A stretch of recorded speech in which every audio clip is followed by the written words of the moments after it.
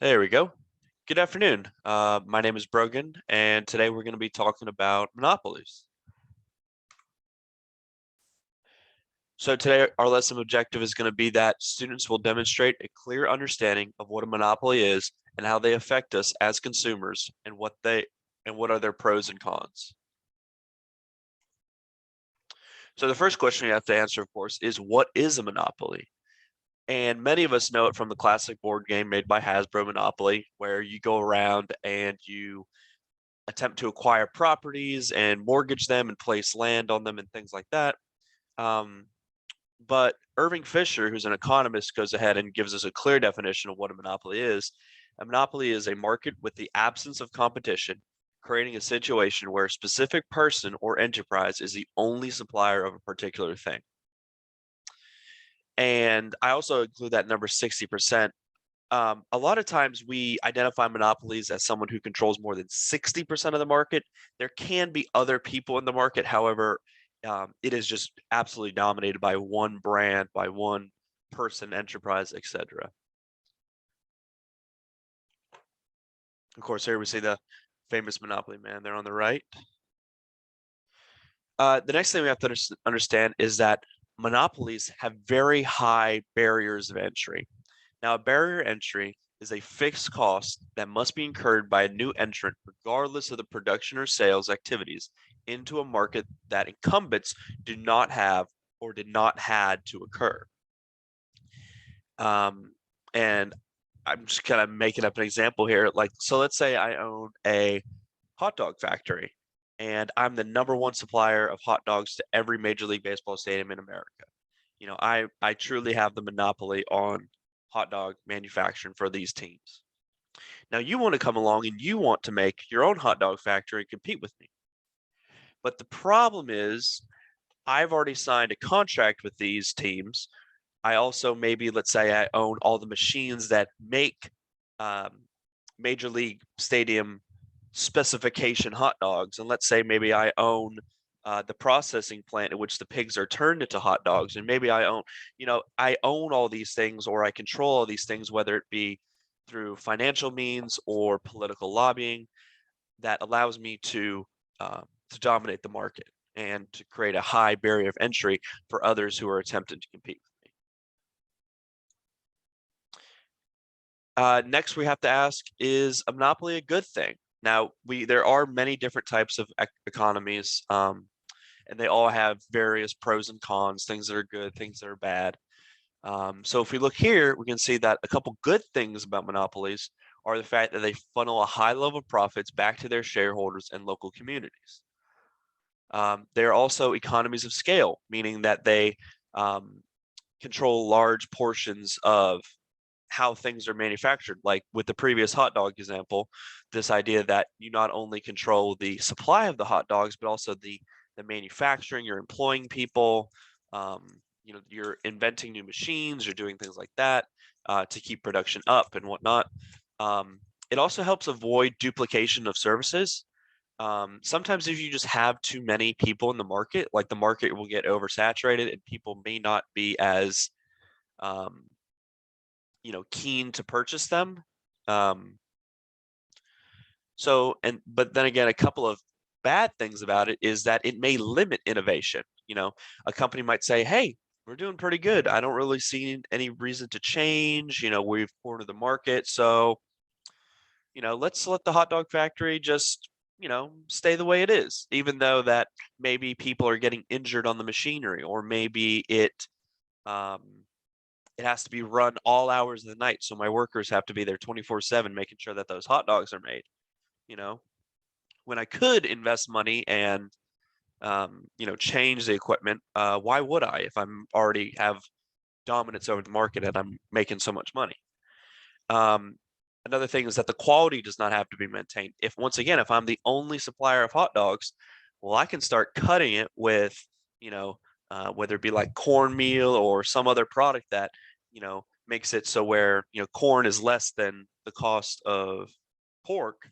So you could degrade the product and still not have a competitor that would make a superior product.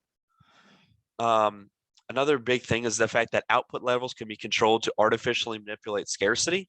Because if you're the only one making it, you can only let 100,000 hot dogs out on the market. But the demand is 1 million hot dogs. And because that demand is so high, you can charge a great, you can charge a great price for those hot dogs, even though you have the ability to make millions. And now, of course, I turn it over to the students. Let's see, I would ask, what you guys would think. Is this bad? There's no good, bad. There's necessarily no right or wrong answer. Um, just kind of an opinionated question. Give a chance for students to interact with the lesson. Let's continue. So I also included this video here, awesome by Crash Course. We can watch a few quick minutes of it. Don't want to get too held up on this, but I of course want to show just a little bit of this.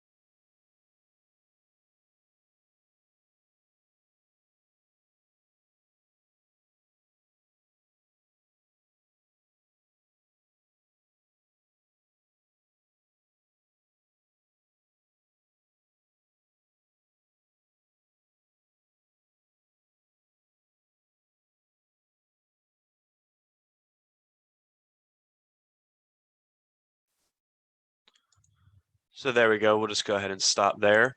I've always enjoyed Crash Course. They're a great tool for learning and understanding different subjects. I need to close this, and it's not letting me. There we go. That's better. All right, so we continue. We'll go over some quick examples of monopolies. As that video had already mentioned, some historical examples of monopolies are John D. Rockefeller's Standard Oil Company, Andrew Carnegie's Carnegie Steel Company. And we associate that with, the robber baron industrialists of the 1910s, 20s, 30s, 40s. However, there are a couple of, and there are, of course, monopolies still exist today. Some of the biggest being Microsoft. Microsoft controls all of the Windows operating software. If you want Windows operating software, you cannot get it from anywhere else. You have to get it from Microsoft. So they're dominating the market there. Another example is Luxottica. Now, Luxottica is a eyewear brand that owns an enormous market share of eyeglasses, sunglasses, top brands like Ray-Bans, Oakley's, even the place where you go get fitted for your glasses, Lens Crafters, what's the other one? Like Craftworks is another one, so they own not only the glasses themselves, but also the buildings in which you get fitted for those glasses, even, further increasing their profit. Another example is the De Beers Group. Now, the De Beers Group owns a large stake in the world's diamonds, and, if when I get married, of course, I want to buy my wife a nice diamond ring, and I could go to Jared's or Zales or Reed's or something like that. But there's a good chance that every diamond in those stores at one time or another changed hands with the De Beers Group. And of course, I'd open up the floor again. If anyone has any other examples of monopolies, we could discuss. There's some other great examples out there. But let's continue. There we are. And another important thing to understand, just like with the De Beers Group, like I was explaining, I could go to Reed's or Jared's or Zales or wherever to go and get that same diamond that was handled by that same company. That's what's called an illusion of choice. This idea that, it seems like I have different options, but I really don't. I really only can buy that diamond from that one company, and for example, here we have, Coca-Cola, and we can see that Coca-Cola, I love sparkling water. They make San Pellegrino, which is delicious, but they also make Perrier. So when I'm standing in the grocery store going, which one do I want? Which one? What I really should be saying is, which Coke do I want? Because it's all funneling back to that same main brand, that same company that owns the production of those two brands, even though they are very inherently similar. All right, and now it's the fun part. It's time to test your understanding. So I'm going to go ahead and click this link here, and we can play a quick little Kahoot game. And I will, of course, log in lieu of any students. Let's see, start. We're going to play classic mode.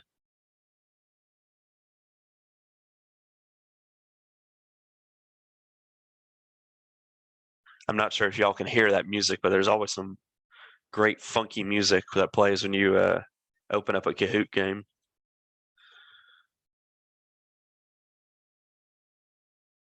Okay, there I am.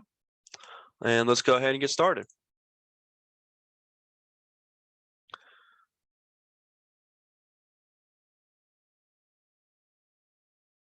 All right, and the first question is, what statement accurately describes a monopoly?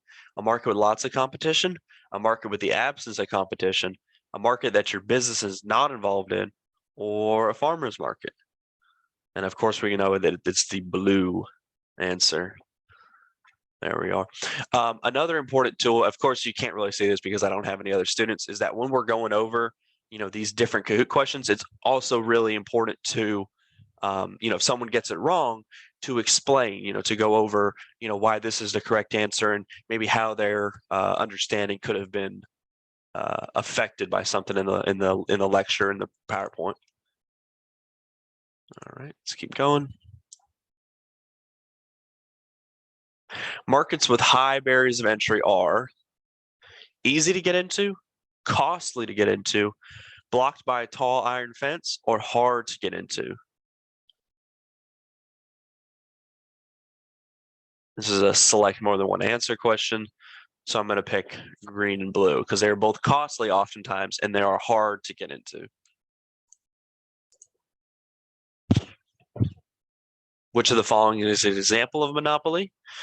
Coastal Carolina University, Microsoft, Delta Airlines, or my friend Bob's hot dog cart? And that, of course, is going to be Microsoft. So we look at the other options and we see Coastal Carolina University. Coastal Carolina University is not a monopoly. I could go to Charleston. I could go to Charleston Southern. I could go to Clemson, South Carolina. I could go anywhere in the state of South Carolina to get my education. So they don't control a monopoly on, where I'm receiving my education. Delta Airlines, they actually operated in competition with other large airlines. I could fly American, I could fly Spirit or Legion or anything like that, but I would choose to fly Delta Airlines based off of, a number of characteristics. And of course, my friend's Bob's hot dog cart is not a monopoly because in the previous example, I could open a hot dog cart right next to him. Continue. Illusion of choice is when a business grows due to external factors, when a company offers another product for less, a bias that makes people believe they have more control than they do, or when a magician pulls a rabbit out of a top hat. And of course, we know it is the, nope, connection lost. It is the yellow. There we are. And did you enjoy this game or lesson? And now, of course, me being a little biased, I did indeed enjoy this lesson. And this is a great tool to see how well you did as a teacher, to see if your students were engaged or not. And of course, you're able to see your top winners here. And hopefully I topped out playing only by myself. But thank you again, guys. That's all I have for today. And I hope you enjoyed the lesson, and hope you all have a great rest of your day.